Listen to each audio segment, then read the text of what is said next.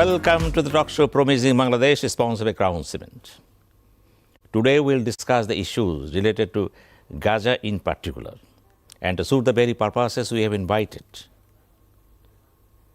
Ambassador of Palestine in Bangladesh, His Excellency Yousef S.Y Ramadan. Mr. Ramadan, how are you? Alhamdulillah, great. Everybody knows what is happening in the Middle East, especially in Gaza. And what about the Hamas? And we know very well that so many players are there, especially the America, Western Europe, and the countries in the Middle East. Somebody supporting, some opposing, and finally it is already in the International Court of Justice. Would you kindly explain in short for the viewers, listeners, what are the causes that pushed all these things up to this level? Well, I wanted to thank you for inviting me first to your program, and thanks to your sponsor. I also wanted to say Assalamu alaikum to all the viewers in Bangladesh, all my brothers and sisters. It's a very good question. It's the question of the year. It's obvious the root cause of this issue is not the 7th of October. The root cause is the injustice being inflicted on the Palestinian people and the whole nation. This issue is being going on for almost 100 years. And to be specific, actually, it started in 1917, 29th of November, when Lord Balfour made a declaration promising the Jewish people or the Zionist organization to provide homeland for them in Palestine, which did happen, actually. I don't want to go through the history and why, because it's a very long story. But to cut short, it's the injustice which was inflicted on the Jews for the last 1,000 years in Europe.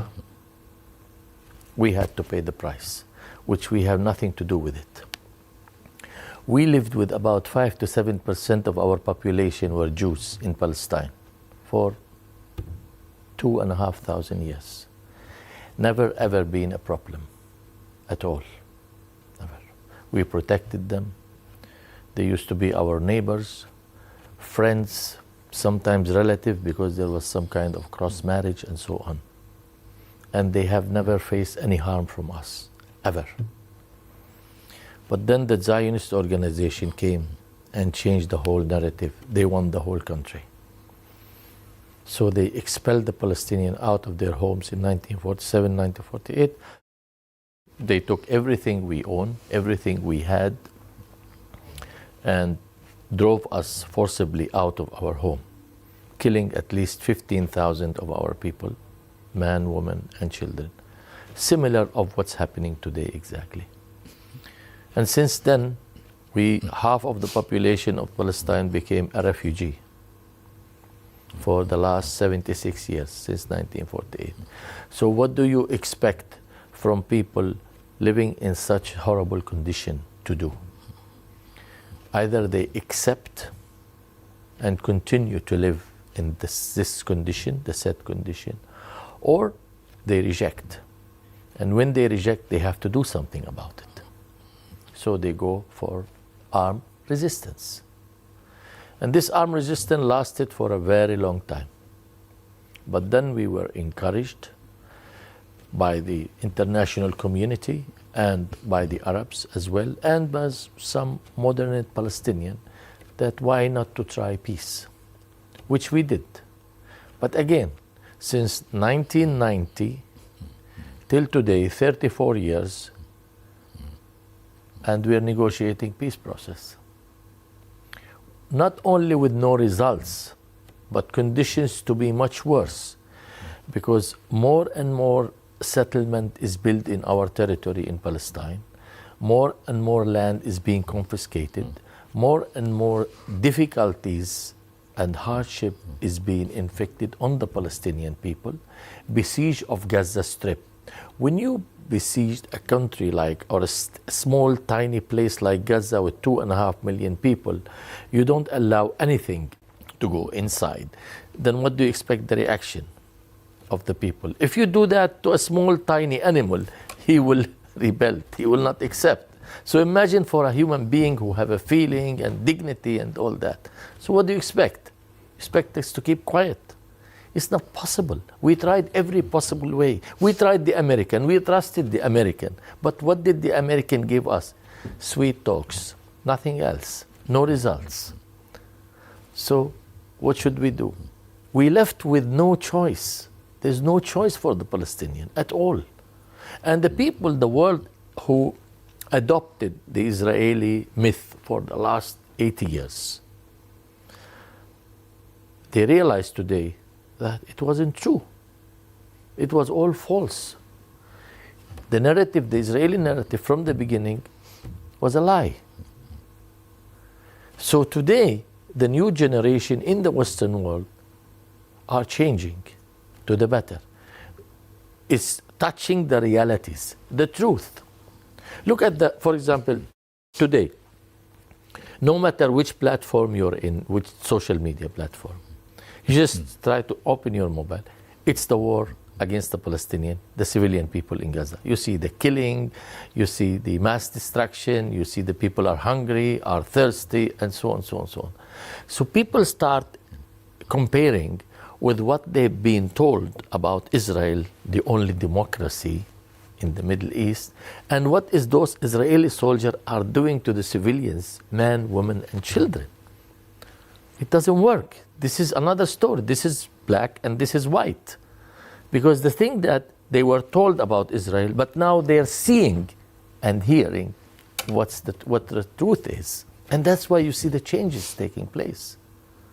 But it's a heavy price we're paying, extremely heavy price we're paying. What is your understanding about the two-state policy? Please. The two-state policy first was discussed in 1947 by the Nation of League, who decided for the partition of Palestine into two states. One is for the Jewish and one is for the Arabs, Palestinian, in which they gave the Jewish 55% of the land and 45% to the Palestinians. But that time, at that moment, the population were 30% were Jews and 70% were Arabs. So it was not just at all. By the way, today there was an article in the Daily Star. It's discussed all this in details, and really it was perfect, written by Mahfouz Anam. So the Arabs, all the Arabs, they rejected the plan because it's not fair at all to give the minority the bigger portion, the biggest piece, and to give the majority a smaller, tiny place. So they reject the thing. But then what Israel did immediately? Israel started the war and seized 78% of Palestine. That is 1967. No, 1948. 49. 1948. 40. Oh, yeah. That was the first step, First war. war. Arab tried, did not succeed for many ways, for a different reason. So Israel declared its sovereignty over 78% of Palestine, declared the establishment or the creation of Israel, and immediately it was recognized by countries like most of the Western countries, if not all of them except Greece rejected. At that time there was only 40 or 45 members at the United Nations, well, not many. Rejected by Arab and Muslims who were already the members of the United Nations. Altogether they were around 12. And rejected from Asia, it was rejected by India. But the majority, 37 or 38, were from the side who favor Israel. So the creation took place. But it was conditioned that Israel will become member of the United Nations together with a Palestinian state. So nothing happened. And we were driven out of our country until 1967. 1967, they came and seized the rest of Palestine, the other 22%. Gaza Strip, West Bank, and Jerusalem. That was Also Golan Heights. Golan Heights is Syria. Syria. And Sinai Desert is also taken at the same time from the Egyptian, and part of Jordan, and part of Lebanon. All this were seized in 6 days war in 1967. You see the mighty power of Israel at that time, who were able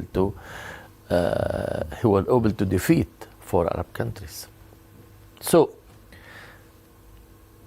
then we have another Nakba, another catastrophe in 1967, when also many people were driven out of their homes and the country were completely seized. 100% is under Israeli Jewish occupation. What happened then?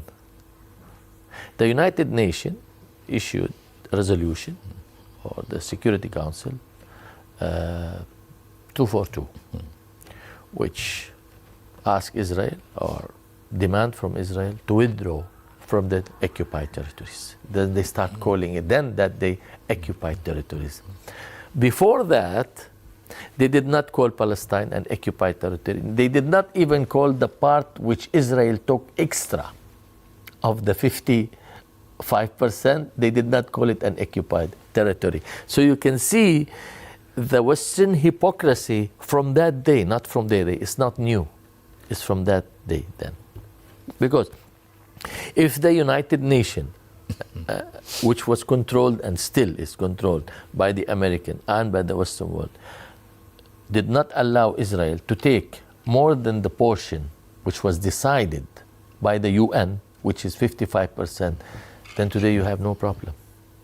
And then they imposed on the Israeli then that there must be the creation of the Palestinian state. You see, by the way, at that time, we were not member of the thing. Nobody consulted us. Maybe if they did consult us, maybe we would have agreed, maybe. But we were not consulted. It was the Arab who, I'm not blaming the Arab, but at that time, they saw it's fit not to accept the realities on the ground, and then so and so. So today, we wanted to, in order to stop the bloodsheds and in order to accept the demand of the international community and the Arabs and everybody around us, we say, fine, two-state solution works with us. And then we started negotiation. Two-state solution on which basis? We accept. That we accept only that is the most 22% of the land. Today, then we were 1.5 million people, all the Palestinians. Today, we are 15 million people. 15 million, 10 times that time. And yet, today, 15 million, we have accepted 22% of the land, which is about 6,000 square kilometer West Bank and Jerusalem, and 350 kilometer or 365 kilometer Gaza Strip. That's all.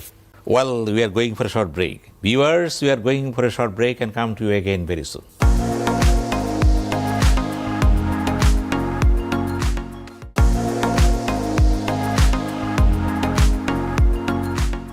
Viewers, we are back to the talk show again, sponsored by Crown Cement. We are having talks with Ambassador of Palestine, His Excellency Yousef S.Y Ramadan. And you were talking about the past of the Palestine. Now we'll come to him with the issues.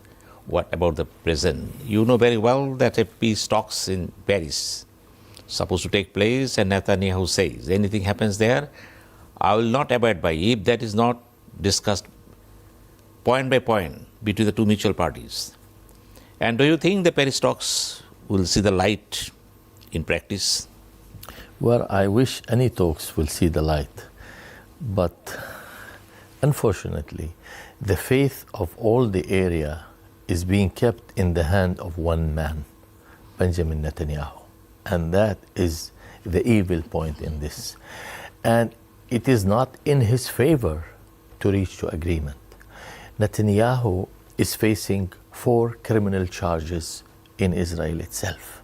And he knows very well, the moment he gets out of this war, he will be indicted and he might go to prison. This is number one. Number two, he knows that due to what happened on the 7th of October, he takes full responsibility of the security issue in Israel.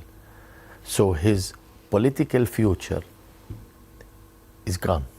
So continuing the war, this is the only way that he stays in power. So the problem is, it's not there is certain obstacle which might ruin this peace talk. It isn't, because we already have peace talk since 1990 until today, 34. Nothing happens, right? So he will continue to delay, as today Mahfouz Anam was saying, until he get his job done, which is to drive the Palestinian people completely out of Gaza Strip. Exactly the same thing what happened in 1948. Drive this 2.2 million people out of Gaza Strip to Sinai, and then Gaza will be empty. It's a beautiful place, it's all on the seaside. So he will be using it as a place for tourists. Then what will be the role of Qatar? You say Qatar, USA and Egypt. They are trying the level based. If Netanyahu doesn't listen to them, then what the action they can take? Let me be very frank with you. No one can decide here except one person who can impose this on Netanyahu and tell him stop. That is Joe Biden. If Joe Biden says stop this war, he will stop the war. Because if USA does not provide Israel with the weapon that they've been using against our children and women, they have to stop. They don't produce, they're receiving. They receive it on a daily basis. A plane is going, it's a bridge between Washington and Tel Aviv, carrying nothing but weapon. And this weapon, the moment it reaches, it's used. And Biden knows, we know, Israel knows, everybody knows. So when I'm the provider, when I'm providing you with the power, and in front of the media, I'm telling you, don't use, don't kill, don't this. But I am the one who's giving you. I just should take it from your hand, and that's it. You have no power. So it's only Mr. Biden can just hold the red card in the face of Netanyahu and say, enough is enough. Killing those innocent people does not bring you anywhere. So why do we have to go around and circle? It's like the problem is there, but the spotlight is being kept somewhere else. The spotlight should be kept on where the problem is. We should put our finger on where the wound is, not circle around it. Egypt and Qatar, we are grateful to them. They're doing everything they can because finally they are Arabs. They have a feeling for the people and they see the misery that the people they're living in. They see the bloodshed. So they're doing everything they can. But they themselves know it is not in their hand. It is in the hand of the White House. When will the White House decide? No, because the day before yesterday, they veto the Algerian proposal of a ceasefire. They veto that. So what kind of a people? I cannot imagine what kind of a human being they are, really. Really, it's unimaginable. People, you see things which unprecedented, something which is happening today, never happened since the Holocaust. This is the second Holocaust, but it's in the Palestinian people this time. And from the same people who suffered and faced the Holocaust. Can you imagine this? This is the truth. I'm not saying something this is what everybody seen, witnessed, and have a knowledge of. And yet, we, the Palestinians, have nothing at all but to open our hand to Allah and just pray in front of a mighty power like Israel. And you, Mr. Biden, you see all this misery, and yet you order your representative at the Security Council to veto. At the same time, Israel is being charged. Israel is on the dock of the International Court of Justice. This is also unprecedented for committing genocide. And there's another hearing which is taking place today as we speak, related to the legality of occupation in Palestine. And maybe you have seen the speeches of more than 50 or 52 people, 52 countries spoke.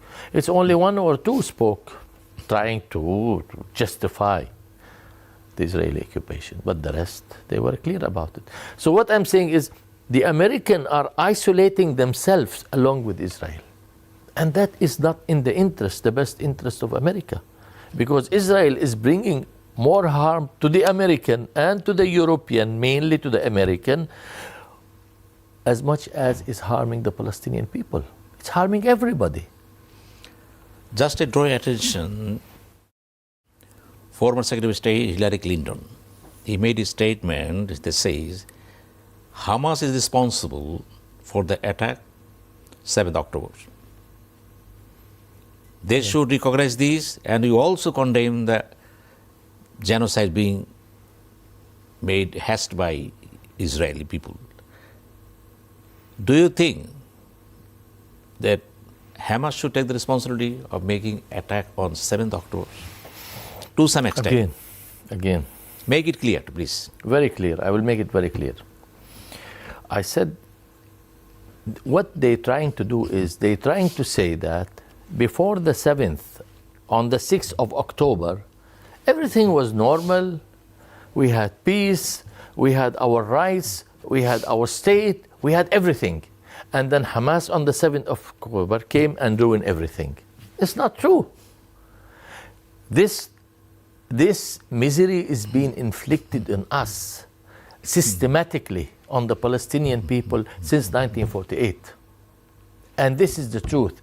So we should not look, this is very important, especially for journalists to understand. Do not adopt the myth or the stories said by the American or by the Israeli, because they wanted to inject in our mind that the only problem is the 7th of October. That's not true. 7th of October was a small episode in a very long series. 7th of October was as a result. Look, I'm not defending here, supporting or defending. I'm just telling you the truth as a Palestinian, what's going on. The 7th of October came as a result of Israel is treating the Palestinian in Gaza Strip worse than animal. To be clear. So they have to react. It was a reaction of an action. It was not an action from vacuum. The United Nations Secretary General said 7th of October did not come of vacuum, right? He was telling the truth. He's not a Palestinian. He's not pro-Palestinian. He's pro-humanity. Because everybody's dealing with the issue as a human issue. Forget our religion. Forget our nationalities. We're a human, just like you. This is the thing that human beings have in common. We can disagree of many things. You and I, you and the German and the French, and so on. It happens. But we must all agree on something related to the well-being of human. And that is today the Palestinian is in the center of that. Do you want to be with humanity? You support them. You want to be against humanity? You go against them. You have the right to choose. Nobody comes and says the 7th of October should be condemned, because I should condemn, what I should condemn is what resulted to the 7th of October. This should be condemned. You have to go to the root cause. And this is the truth.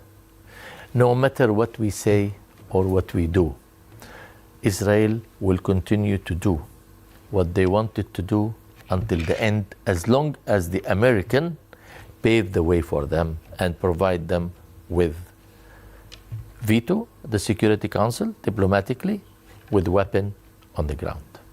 As long as that's happening, I think, personally, I think the American should be tried for the genocide as much as the Israeli, because they're complicit with it.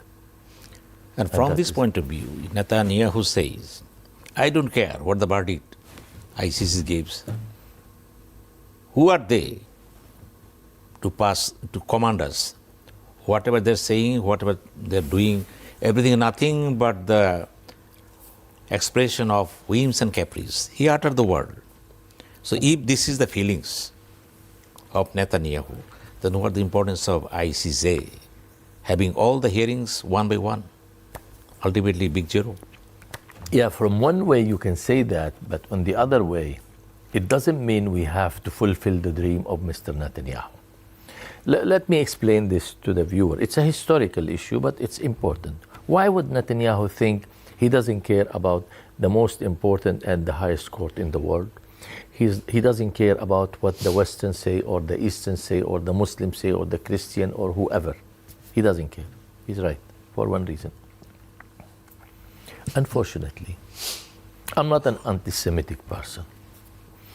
I don't care if my friends are Jews or Muslim or Christian. Doesn't matter for me. What matters for me is how human you are. Unfortunately, in the books of Jewish books, invented by them, came biblical, I don't know. It says the following, and this is the book of the elder Zionists. God has chosen us among all nations as the Jews, and He created the rest of the world, the rest of the human being, to be our slaves and servants. This is in the books that they teach their children at school. It's true. Look, how many times did you hear Israeli leader, top leadership, they speak about this issue from the point of, or they deal with this issue from the point of their biblical stories, like the Amalek.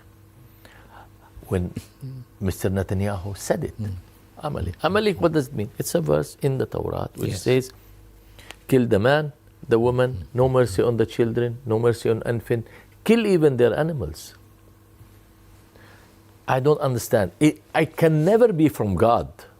It can never be. I can never accept, unless if they have different God, because our God does not accept that and doesn't teach us this way. So this is the thing that they have in their mind, that they're here and the rest of the world are here, including the American. They're with us together. So that's how he's dealing with the issue. We'll go for a short break again. I will come to you. Viewers, we're going for a short break and we'll come to you very soon.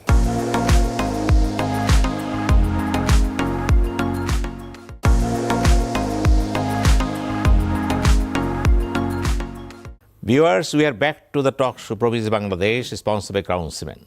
And this is Sinha M. Sayeed anchoring this very talk show. We are having talks with Ambassador of the State of Palestine in Bangladesh, Mr. Yousef S.Y Ramadan. And we were having talks on many issues on Palestine. Now we will turn to the very important question of the government of Palestine. Mr. Ramadan, we know very well there is a government, this is Abbas, Mahmoud Abbas, and he's the president of Palestine, and you are representing the Palestine. We are with a very sense of deep, profound sense of anxiety, agony, that Mr. Mahmoud Abbas is not responding in such a mood and mood, which are very much helpful for the issues. But what are the reasons? There is a gap between Hamas and other parties in Palestine. I mean Mahmoud Abbas. Would you kindly make it clear to the viewers? Yes, of course. First of all, you should know that I represent the Palestine Liberation Organization.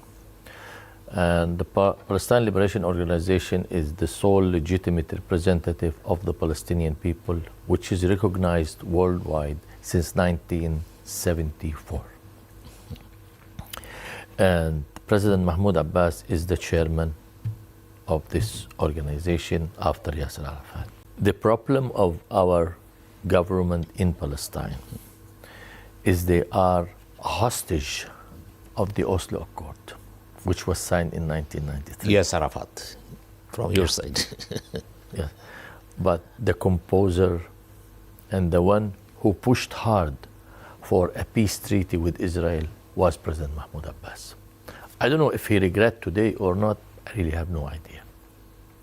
But he was a man who really believed strongly from his heart that it is possible to make peace with the Israeli and live side by side to stop the bloodsheds and let our children, I heard this from him directly, stop our children from being manipulated, from living in danger, living in miseries, not having good education, to have a better life and better standard for the future generation. That was his idea, that was his.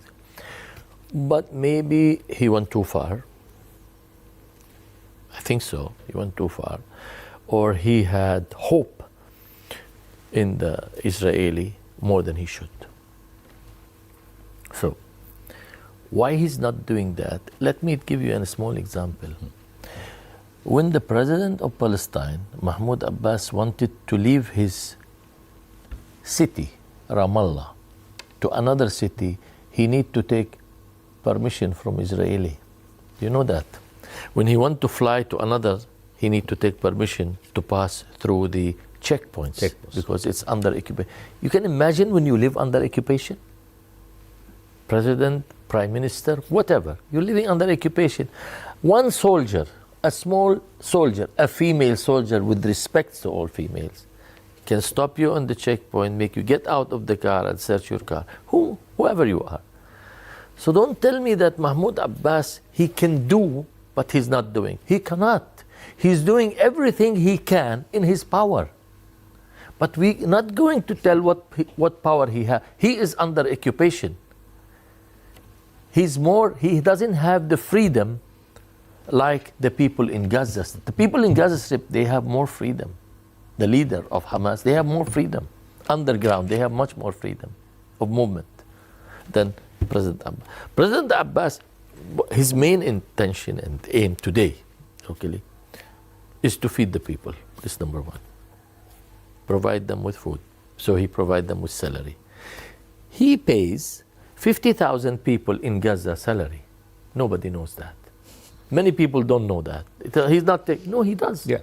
He goes and begs sometimes for nation to pay so he can pay our salary. So we live, we enjoy that. We shouldn't forget this. All the health facilities in Gaza Strip is provided and paid by the Palestinian National Authority, Mahmoud Abbas. All the schools is paid by Palestinian National Authority of Mahmoud Abbas. All the municipality is paid by Mahmoud Abbas. This is the truth, but people ignore that and say he should do. Where if a country like Egypt and Saudi Arabia and those huge country, big country with population, stable, not under occupation, they are unable to do. How can you expect a man like Mahmoud Abbas, under occupation, living under occupation, to do something? He's not a superman. He's a human being just like us, who's doing his best in order to keep us alive, to keep us living. He proved to the world that he really wanted peace. And the world believed him. But Israel demonized him. Said, no, he doesn't want peace. He's as much terrorist as the people of Hamas. Well, apart from a discussion, I will move to Prime Minister Sheikh Hasina. Recently, she visited Munich conference. Attended there, she had talks with many leaders, including Zelensky of Ukraine. And all the time he asserted the two-state policy. Even in her press conference, after coming back from Munich conference, he said, we assert two-state policy. And the two-state policy, you just explained a few minutes ago, and the two-state policy which we understand, others understand, it is a different kind of two-state policy. But the two-state policy in true sense, yes, it is a pre-partition, 1967 pre-border pact. To some extent, it is tolerable. But what Netanyahu says, there is a different two-state policy. Even Donald Trump, what he did, different. Exactly what United Nations says, two-state policy. Do you think there should be clear conception of two-state policy between all the stakeholders, what the two-state policy actually means, and how two independent countries can be created in the Middle East? First of all, in order to establish this policy and to make it happen, Netanyahu and his government is not the right people to make business with. Because clearly said, his chief of, or the Minister of State Security, the Minister of Finance, Smotrich and Ben Gvir, clearly said, nothing called Palestinian state. And they voted in the parliament 3 days ago, 91 vote versus 29, nothing called Palestinian state. How can you make business with these people? How can you deal with them? How can you trust them? So this, they should go. And then the people who will come to power in Israel are able to accept the idea, and really they mean to live in peace. They really want to live in peace, and they want to give the people their rights. Then you can deal with that issue. Otherwise, unless if the American says, no, you have to accept, no matter who's in power, Netanyahu or anyone else, this is the international community consensus, and this is the Palestinian aspiration. See, what we're asking for is a possible justice, not the ultimate, not the absolute justice, the possible justice. Yeah. That's why we accept 22% of the land. Are the Americans who have the power to impose that, will they do it? That's the question. They will never do it. Why should I trust you, the American, if you are supplying Netanyahu with weapons? How can I trust you in something much more small, much more bigger, which is to impose on him a two-state solution? So if they refuse the two-state solution, which they're refusing, then what other alternative we have as a Palestinian? Once upon a time, one of the senators of U.S. Congress, his name is Jesse Helms, he said, Israel is a carrier of U.S. interest in the Middle East. If it is so, then how can we expect any solution in near future? He's right until a certain extent. The creation of Israel at that time, it was for this reason, that to be the protector of the interest of America and the Western country. But today it became a liability. It's not anymore protecting the interests of the United States. It's protecting its own interests on the expense of the... Because the hatred is being waged in the Middle East against the American is unprecedented. Look, people before, they only listened to the one channel, the state-owned channel. Today, you have so many channels, you have the social media, you get your information from different sources, so you can tell the truth. You cannot fool the people anymore, you cannot lie to them. So the truth is today, is that how much the Americans are willing to. But then, even if they willing, today Biden is in power, we never know after 11 months what happens, right? Other president comes, Trump, change everything. Well, my last question to you. You have been here for a long time. Yes. Maybe 7 years or more? I have been, this is my 9th year. 9 years. And people in Bangladesh, they like the people of Palestinian people very much. Yes. And they're ready to sacrifice many things for them. True. And being an ambassador here, you know it very well. During the time of crisis, many people came to you, contacted you to give some donations, give some, so many materials, logistics. True. This is the feelings for the Islamic Brotherhood. Yeah. So what is your understanding about the people of Bangladesh? Okay, let me tell you about everything in Bangladesh in as brief as possible. As we learn that if you reject the injustice to be inflicted on you, automatically you will reject to be inflicted on others. So this is what the Bangladeshi people believe in. They have this moral obligation toward their brothers and sisters in Palestine, starting from Prime Minister Sheikh Hasina, ending with the last one, the youngest in Bangladesh. This is something in their heart and in their feeling, because they are human. They're really human, and they care about humanity, and it means a lot for them. Plus, extra to that, there's a religious issue that the first Qibla of Islam is under occupation of a foreign country or a foreign nation. So this is another. Look, there is in this during this war, this massacre, this genocide taking place, many leaders expressed their views. mostly was positive with the Palestinian. But there was a very courageous leader who called the spade a spade. One of them is H.E. Yeah. Okay? This need really someone to be brave enough to tell the truth, regardless of the consequences. Okay? Not many of them. H.E. President of Brazil. Silva. Yeah, De Silva, Lola De Silva. Extremely brave. Bolivia, withdrawn their ambassador. Antonio Guterres, right? South Africa. I'm talking about the non-Muslim countries, okay, non-Arab, non-Muslim countries. 11 countries already withdrawn their ambassadors from Israel. I think more will. Relation between Israel and the world went to the lowest level. Israel is completely isolated. Completely isolated. Because I need to thank the people of Bangladesh from my heart for what they have done to Palestine. It's amazing. It's unprecedented. A lot of people have made a huge donation, a very generous donation. Very generous donation. But unfortunately, we are not able even to transfer this donation to the Palestinian people because Israel blocked everything. Well, thank you very much for your talks and assessment you made, and we are able to end this talk show, and maybe in coming the future we may meet you again. Well, sure. Viewers, we are going to end this talk show, and before ending the talk show, I have to summarize the statements and assertions made by His Excellency Yousef S.Y Ramadan, Ambassador of the State of Palestine in Bangladesh.